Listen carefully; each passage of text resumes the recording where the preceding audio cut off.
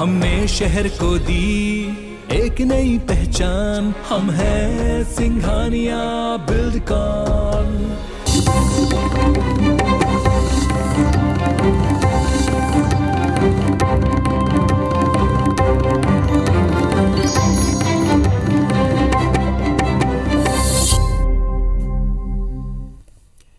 नमस्कार, स्वागत है आप सबका। मैं हूं पुनीत पाठक और दिन भर की मध्य प्रदेश की बड़ी खबरें विस्तार से देखते हैं। मंगलवार को सदन में आर्थिक सर्वेक्षण 2021-22 की रिपोर्ट पेश की गई, जिसके मुताबिक कोरोना संकट के बाद भी प्रदेश में प्रति व्यक्ति आय में 18% का इजाफा हुआ है। हालांकि विपक्ष ने सरकार पर आरोप लगाया कि विधानसभा में कांग्रेस विधायकों के सवालों के जवाब नहीं मिलते। जनहित से जुड़े सवाल पर जानकारी एकत्रित की जा रही है, केवल ये एक लाइन का जवाब आता है। इधर सत्ता पक्ष का दावा है कि कांग्रेस केवल बहाने बना रही।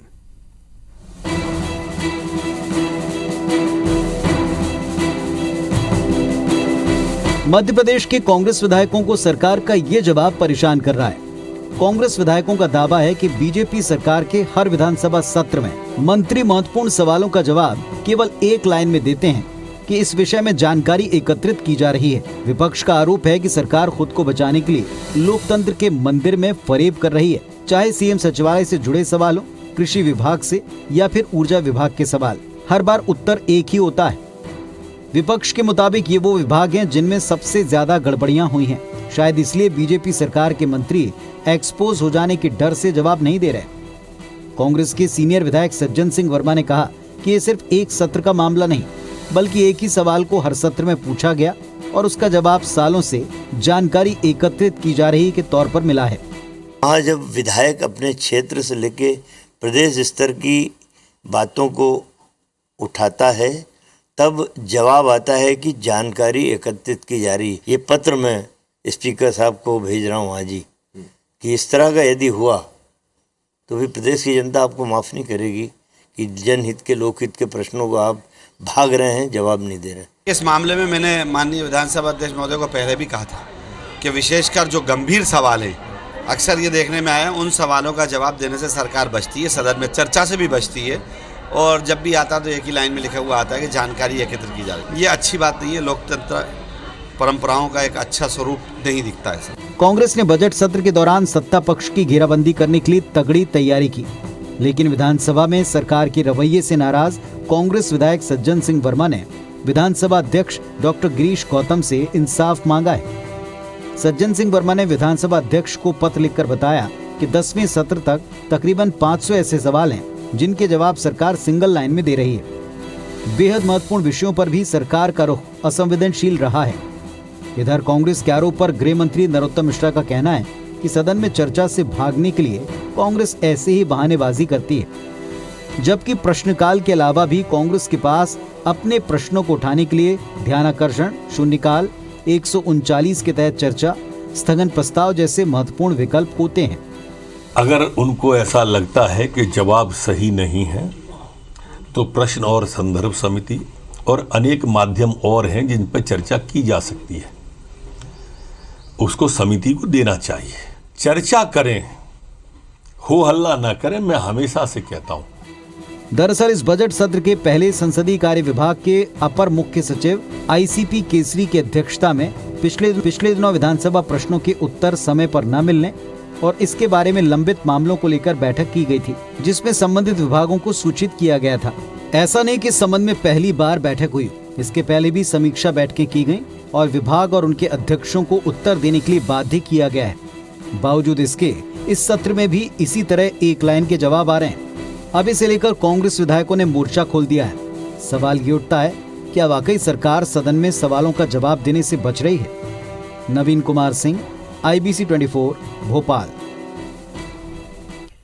मध्य प्रदेश में एक तरफ तो विपक्ष सरकार को प्रदेश के आर्थिक हालात को लेकर सवाल उठा रही है, तो वहीं प्रदेश की आर्थिक सर्वे रिपोर्ट कुछ और ही तस्वीर दिखाती है। कोरोना संकट के बाद भी मध्य प्रदेश में प्रति व्यक्ति आय में 2020-21 की तुलना में 18% से ज्यादा की वृद्धि दर्ज हुई। 2021-22 में प्रचलित भाव के आधार पर प्रति व्यक्ति शुद्ध आय 1,24,000 रुपए हो गई। साल 2020-21 में ये 1,04,894 रुपए थी। राज्य की जीडीपी में 2020-21 की तुलना में प्रचलित भाव पर 19.74% की वृद्धि दर्ज हुई।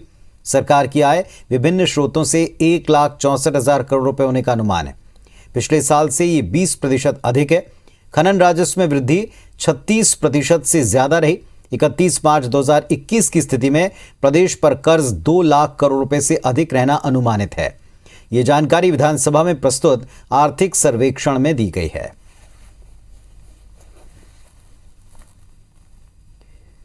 देवास से खबर है, जहां अंतर्राष्ट्रीय महिला दिवस के मौके पर सीएम शिवराज सिंह चौहान ने महिला स्व सहायता समूह को सौगात दी।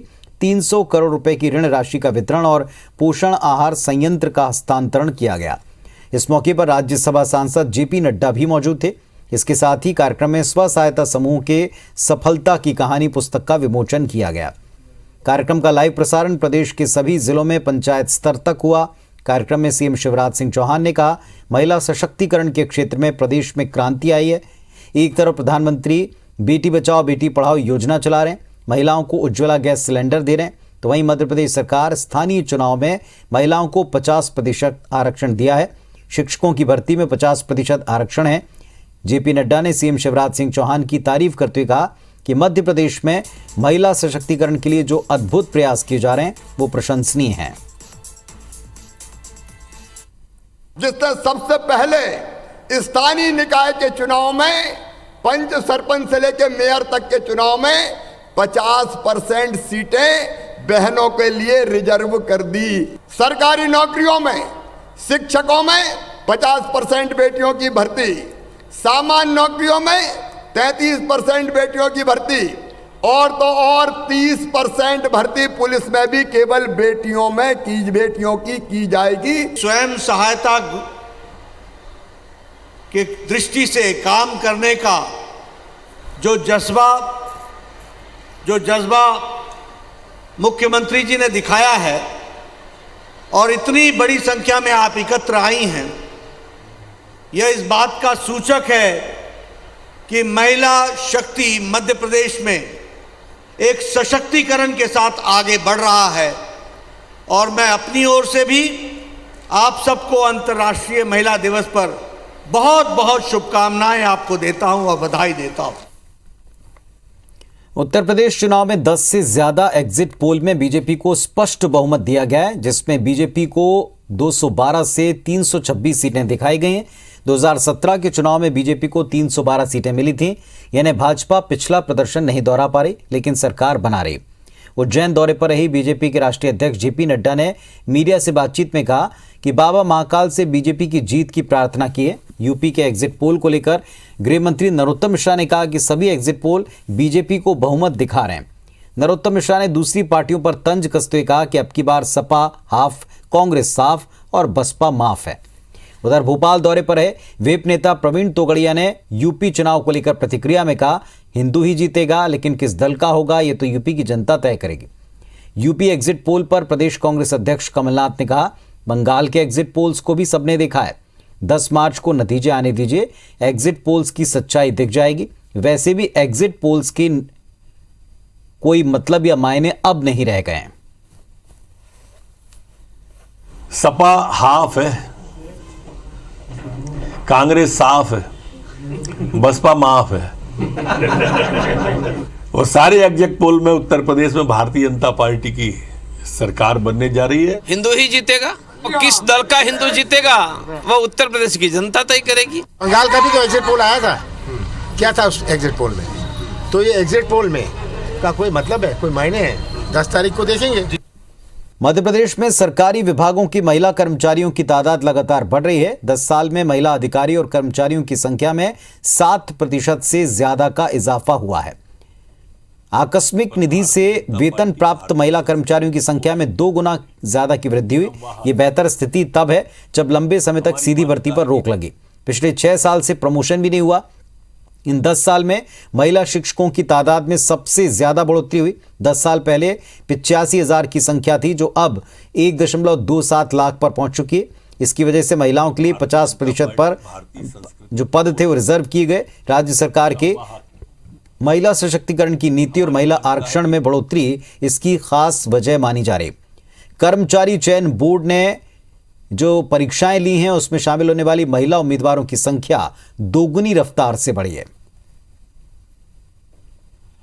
पर भारतीय जनता पार्टी शासकीय सेवा में भी 7% की वृद्धि मध्य प्रदेश सरकार में महिलाओं की सर्विस के अंदर हुई है, जो एक अपने आप में बड़ी वृद्धि है। हमारी सरकार है जिसने निकाय में, पंचायत में, सब जगह आरक्षण दिया, पुलिस भर्ती में, शिक्षकों की भर्ती में।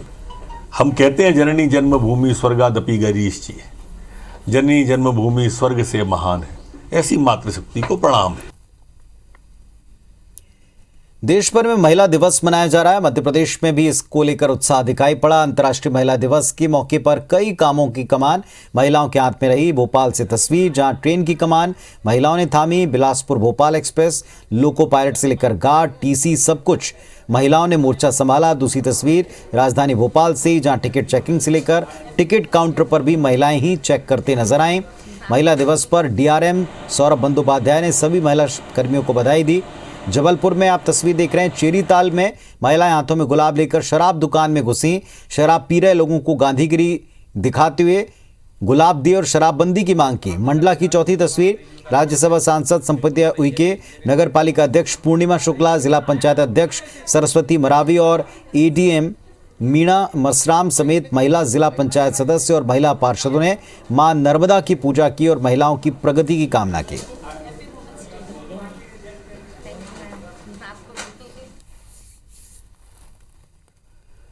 चलिए आपको बताते हैं कि ऐसी महिला कारोबारी के बारे में जिसने प्रतिकूल हालात के बावजूद खुद का व्यापार शुरू किया, साथ ही हजारों आदिवासी परिवारों को रोजगार का मौका उपलब्ध कराया।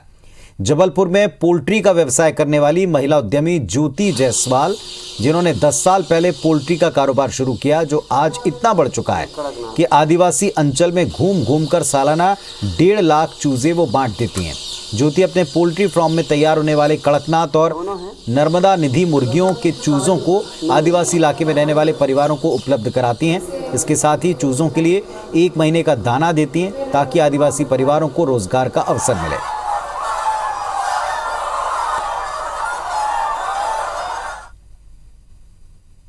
मेरा व्यवसाय बहुत अच्छा चल रहा है और मैं दूसरों को भी रोजगार दे रही हूँ, जिससे मैं गांव-गांव जाके बच्चे बांटती हूँ और इसमें कई महिलाएं मेरे साथ जुड़ी जिनको बहुत सारा अच्छा रोजगार मिला। सर ये तो मैं क्या साल में कम से कम 1-1.5 लाख करीब बच्चे मैं बांट लेती हूँ, गांव-गांव में जाके देती हूँ, जिससे जो है अब कई लोगों को रोजगार मिला।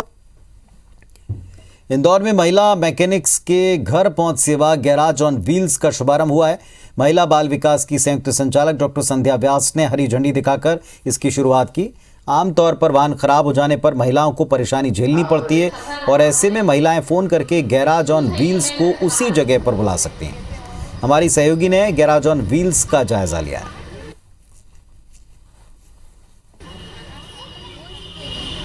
देश में ऐसे कई ऐसे क्षेत्र हैं जो महिला के लिहाज से चुनौतीपूर्ण माने जाते हैं और समाज उस मेंटलिटी के साथ आज तक उन क्षेत्रों में महिलाओं को आगे नहीं बढ़ा पाया है। लेकिन एक अनूठी पहल जो है वो मध्य प्रदेश की आर्थिक राजधानी इंदौर में की गई है और उसके तहत आप देख सकते हैं कि गैरेज ऑन व्हील देश का पहला महिला मैकेनिक गैरेज जो है वो तैयार हुआ है। यानी जो महिलाएं हैं, जो महिला मैकेनिक है, वो घर पहुंच सेवा देंगी और हर एक व्यवस्थाएं जो अमूमन आपको हर एक गैरेज में देखने को मिलती है वो देखने को मिलेगी। उन्हीं से बात करते हैं, कैसा महसूस हो रहा है जब आपको बोला जाता है कि अब आप जो है वो महिला मैकेनिक है? कैसा जब ये सुनने को मिलता है तो कितना प्रोत्साहित लगता है? मैम बहुत अच्छा लगता है जब अपने को कोई बोलता है कि आप महिला मैकेनिक हो। जैसे कि पहले हमारी कोई पहचान नहीं थी, पर अब हमें बहुत अच्छा लगता है। मैकेनिक नहीं, हमें डायरेक्ट अब इंजीनियर बोला जाता है कि आप 2 व्हीलर्स इंजीनियर हो। बहुत अच्छा महसूस होता है इस चीज़ों से। ये पूरे इंदौर में इसका रहेगा मैम कि जैसे अगर कहीं भी गाड़ी, चाहे पुरुष हो या महिला, कहीं भी गाड़ी उसकी बंद हो जाती है तो जैसे ही हमारे पास कॉल आता है हम तुरंत पूरी गैरेज ऑन द व्हील्स लेके वहाँ पहुँचेंगे और वहाँ उनकी गाड़ी सुधार के देंगे। अच्छा, हमने देखा कि देश में 12 महीना रहते हैं, मौसम भी अलग अलग रहते हैं, चुनौतीपूर्ण रहने वाला है बारिश का? नहीं, तो कुछ ऐसा कुछ नहीं है मैम। हमने भरी बरसात में भी बाहर जाके गाड़ियाँ की। अभी मैम ने एक किस्सा बताया था, शायद आपने सुना होगा, तो इससे मौसम से कोई फ़र्क नहीं पड़ने का। निश्चित तौर पर बाकी प्रदेश में भी महिलाओं को गैरेज में काम करने के लिए प्रोत्साहित किया जाएगा और जो नया कॉन्सेप्ट आया है, महिलाएं जो है वो घर पहुंच सेवा देंगी, वो बेहद ज़्यादा सराहनीय नजर आ रहा है और इंदौर में आज से इसका आगाज भी हो चुका है। कैमरा नंदन सिंह पवार के साथ शालिनी हार्ड, IBC 24 इंदौर। महिला दिवस पर जबलपुर की रहने वाली ताराबाई, जो कि रानी दुर्गावती महिला चिकित्सालय में वार्ड नर्स के तौर पर पदस्थ हैं, उनकी भी कहानी आप देखिए। परिवार में 3 बेटों की मौत के बाद ताराबाई अकेली हो गई और रिटायर होने के बाद भी उन्होंने अस्पताल में मरीजों की सेवा करना जारी रखा। हर रोज अस्पताल पहुंचकर मरीजों की देखभाल करना और इलाज में उनकी मदद करना, ये उनकी दिनचर्या है।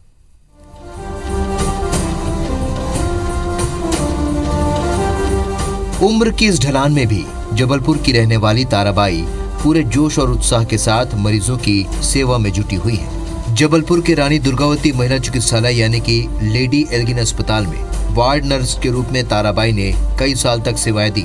4 साल पहले वो रिटायर भी हो गई, लेकिन आज भी रोज सुबह उठकर अस्पताल जाने के लिए तैयार होना, अस्पताल पहुंचकर मरीजों की सेवा करना, उनकी देखभाल और इलाज में उनकी मदद करना ताराबाई की दिनचर्या का हिस्सा है। दरअसल ताराबाई के 3 बेटे थे और एक के बाद एक सभी बेटों की मौत हो गई, जिसके बाद बहू और उनके बच्चे अलग रहने लगे और ताराबाई फिर अकेली पड़ गई।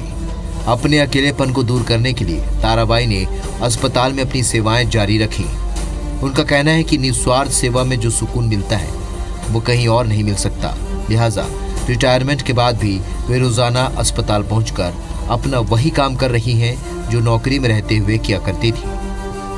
हमारे दिमाग में कुछ ऐसे ही लगा कि हमने सब कुछ देख लिया, नौकरी भी कर ली, अब नौकरी के बाद दूसरी जिंदगी को वो करें। तो हमको बहुत ऐसा सबका प्यार मिला ना हमको, तो हमको दूर रहने का मन नहीं हुआ। सरकारी कर्मचारी और अधिकारी भले ही किसी वजह से देरी से आए या फिर अवकाश ले लें, लेकिन ताराबाई ना तो कभी देर से पहुंचती है और ना ही कभी छुट्टी लेती है।